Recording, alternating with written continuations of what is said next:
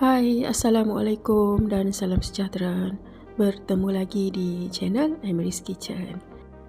Kali ini saya nak kongsikan resepi pulut wajit ataupun nasi manis yang orang sediakan ketika musim perayaan ataupun ketika kenduri. Okey, untuk buat pulut wajit ni, mula-mula kita rendam dulu beras pulut. Ni ada 2 cawan beras pulut. Kemudian kukus seperti biasa sehingga pulut ni masak. Saya kukus lebih kurang 20 minit dan sejukkan dulu. Okey, untuk buat air gula melaka pula, ni ada 2 ketul gula melaka ataupun nisan. Okey, masak gula melaka ni dengan sedikit air supaya senang untuk kita tapis kemudian. Okey, bila gula melaka tadi dah pun cair sepenuhnya, okey, barulah kita tapiskan dan masukkan ke dalam kuali yang agak besar. Kemudian boleh masukkan gula putih lebih kurang setengah cawan. Okey, jangan lupa masukkan santan sebanyak 1,5 cawan.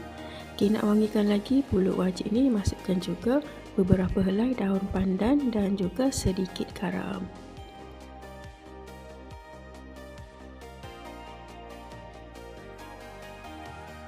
Okey, kita masak ke semua bahan ni.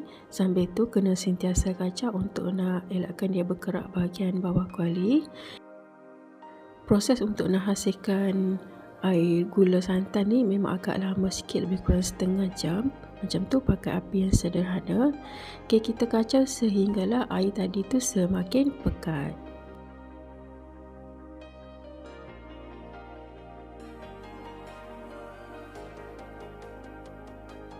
Okey, ni dia air gula santan tadi dah pun semakin pekat dan bila kita angkat tu dia akan jadi jatuh perlahan.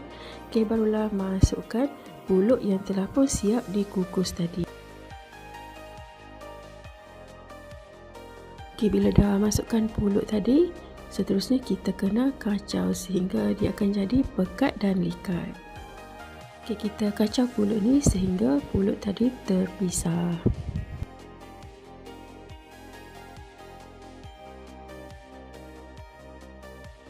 Okey, ni setelah beberapa minit dikacau, lebih kurang 7 hingga 8 minit. Okey, air gula santan tadi tu dah menyerap pada pulut dan pulut pun dah semakin kering. Okey, bolehlah tutup api.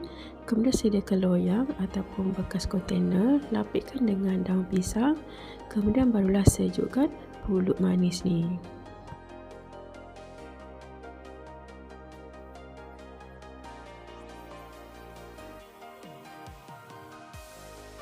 Sejukkan dulu pulut ni lebih kurang 3 hingga 4 jam. Okey, barulah dipotong cube macam ni supaya senang untuk kita makan.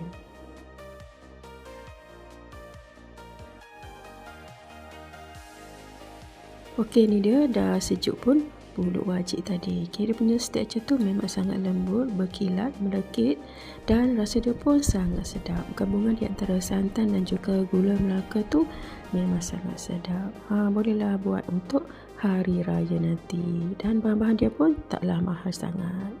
Okey, itu saja perkongsian pada kali ini. Jumpa lagi pada video yang akan datang. Jangan lupa like dan subscribe. Thank you. Bye.